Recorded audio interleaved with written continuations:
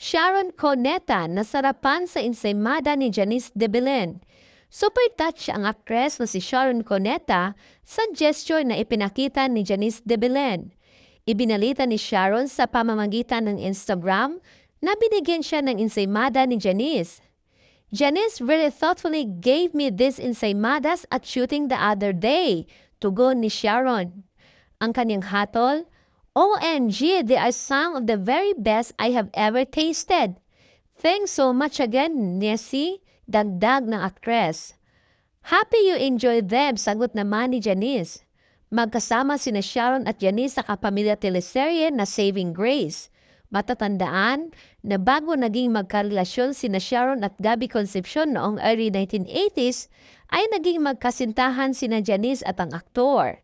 Nagsimula ang relasyon ni Gabby at Janice noong 1982 at nang mag-break sila, nagkamabutihan naman ang aktor at si Sharon.